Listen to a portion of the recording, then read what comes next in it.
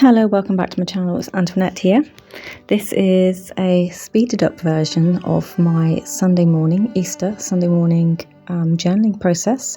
I plan to do this with my other morning vlog, part 1, to show you how I make my coffee in the morning, get myself going, but things kind of went amiss, and here we are with part 2 of said vlog. So I am doing my morning draw. You can see me crossing out days that I've missed on my month ahead schedule there, as we call it. And now I'm going to put what I feel that the Page of Swords means to me. This deck I'm using is from the Book of Shadows by Andrea Asti, and I'm also using Anaturian's first edition of the Tarot Oracle of Echoes, and I have the Mabon Seasons of the Witch Oracle as well. And today on this Sunday I've chosen to pull one from each book. One from each deck, sorry, and I'm also going to be using the book just to help me pick out a few keywords there while I write my thoughts down and compose them. So of course we have the Page of Swords, but I'm wondering what this means for me today in this moment and what I'm going to do in my day ahead. So rather than just textbook exercise here, it's a little bit more thought process going into it. And of course how I feel that the 2 oracle cards are fitting into my day with that kind of structure. I already have a rough idea of what my day ahead is going to look like, so yeah, it's just me working out how things are going to fit with me. Now we'll move on to my normal journal, my spreads journal, and I need to wrap up at the end of last week, so I have to do my reflections, so you'll come with me on this journey. And I'm just looking for inspiration. Do I want to do quotes for my reflections, or do I just want to do a random pull and intuitively see what they say? So I've decided to do work, home and world, and how that affected me. I'm using the Liber T Tarot. It's a low scarabeo deck. I quite enjoy the colours of this one. It's really beautifully done, although I understand that it has a lot more depth to it than even I know, and I have started looking into the pig tricks, but I don't know much about it. So I'm using it at face value, and I'm just going to kind of make this look a little bit sweeter with some pink pen. I'm quite enjoying using these pens on this brown paper. It makes it come alive more, so I think I found a way to make the brown paper less boring, less dull for me, because I was struggling with this brown paper. Drawing pictures, look, all the clocks went forwards today, which is really unusual to have it on the 31st, the last day of the month, and it being an Easter Sunday, so I feel like I've lost an hour's sleep and wanted to mark that today in my journal. And then you'll see me put my thoughts down for the week that's gone.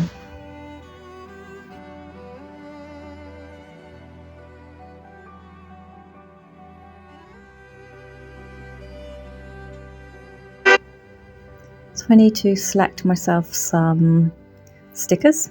And so I've got my trusty sticker book out. I'm just looking for ones to represent the cards so that I can put them down onto my page. So I have a visual representation, although it's not completely accurate, but this seems to be the system that everyone teaches from, and therefore it's the one I'll use to represent the cards in my journal rather than the exact pictures of what I had. And it's cheaper, top tip. So I like to cut the borders off. I don't like the big borders, especially on a page like this. And I get to put them in. So we have the Empress, the 8 of Cups, and the Aeon, which is Judgment in the standard deck. And I'm just trying to not lay them all in a line and spread them out. So I'm trying to stagger my spread, I suppose, to make it visually entertaining for me.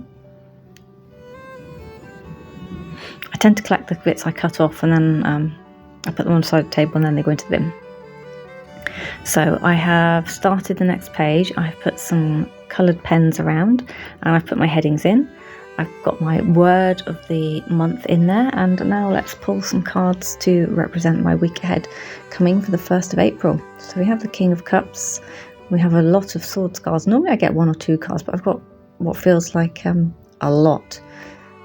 Here we go, me trying to count off my hands. Millions and millions. So this is the Housewives Tarot, and we have the Beltane. Yes, I'm feeling it, people. The Beltane Seasons of the Witch is out, and I get 2 cards from this.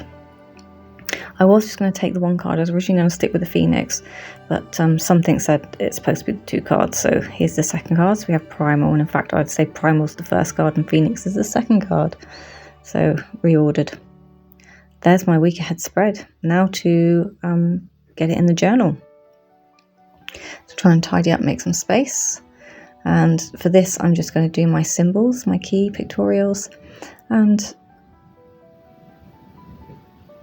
yeah, because there's so many, it's easier to do it this way rather than trying to cut out all the cards. And of course, while I'm doing this, I'm formulating my thoughts on what's going on. We have the oracles as well. This is a problem with working in my craft room. The light isn't particularly brilliant and my head is always in the way of the light and the shadow, so it makes it very dark in there because there's no natural light unless I open the garage door, and it's very cold, so it's closed. Yeah, so I'm just going to do the same there. Put my symbols down, and then I'm going to take a different pen and I'm going to start writing my thoughts.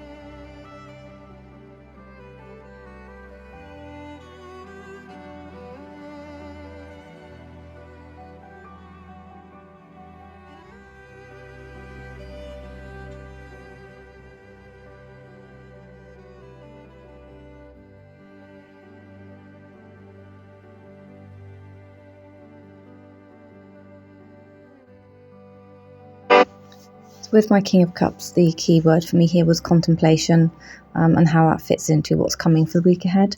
And also with the King being exactly that, the King, there's also that element of mastery as well. So I'm just thinking about how in my working week, in my,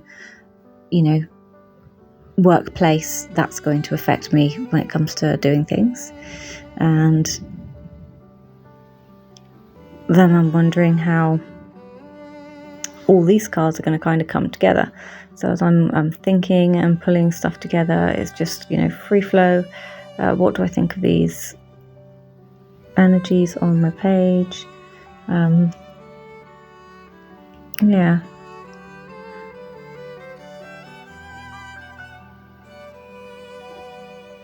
And how I can make this my best outcome. The 8 of Swords, 2 of Swords and 10 of Swords, let's be honest, these aren't going to be the best outcomes.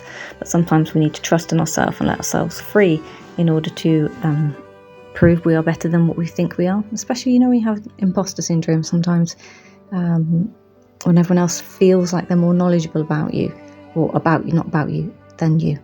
We often kind of trip our own selves up, don't we? And of course, it's always good to know how to make the best of this outcome with the 4 of Pentacles, the 2 of Wands and the 10 of Pentacles, because we look like we're going to have a really good outcome. And again, just diving into the guidebook every so often for some keywords, because this deck isn't standard, is it? Although I do love that 4 of plates. I'm going to call her 4 of plates, plate lady in the cupboard. Spinning all the plates, too many in the air and you can drop them and everything can smash around you. So how do you kind of learn to not be so controlling with it all, how to let go of things, how to find your ability to release your fear and let go, because of course we're talking about the workplace rather than frugality. So yeah, how can we let go from the fear factors in the materialistic world of work?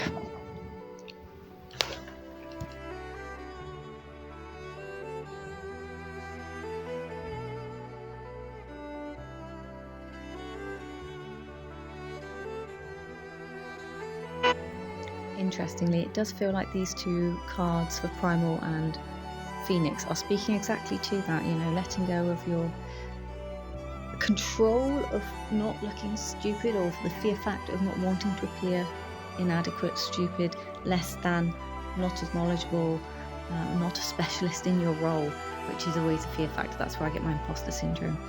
So yeah, I feel like these two cards are really talking about that, the primal, releasing the fear, and the Phoenix, allowing yourself to blossom and bloom, because without it, you won't.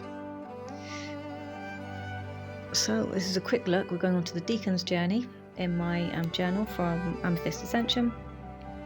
We're into Aries 1, and I'm just having a look here. Now, I'm doing a bit of a weird thing, because to me, I'm going to try and follow the true sidereal sky as well this year, and it doesn't quite fit with the Deacons, i.e. we're not actually in Aries, we are still in Pisces, I think, if I'm remembering correctly.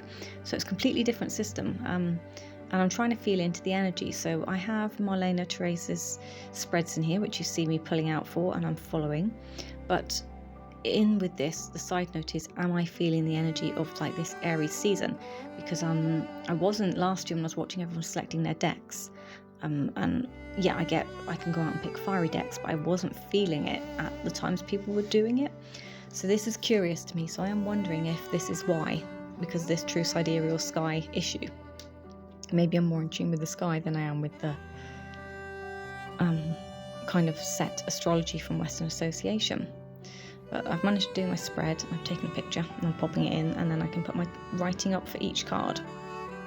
And I do appreciate all the time and effort that Marlene has put into creating these, because I have them ready to go. I hate finding spreads or doing spreads or trying to write a spread. And I'm just taking my information out here off my notepad about how I was feeling a couple of days ago, midway into this first Deacon. Questioning myself as well, and selecting the tarot I want. So I'm going to duplicate a page and I'm going to put that in and then see where I get to from there. And it's probably something that will evolve again, as my journal did, as I move through this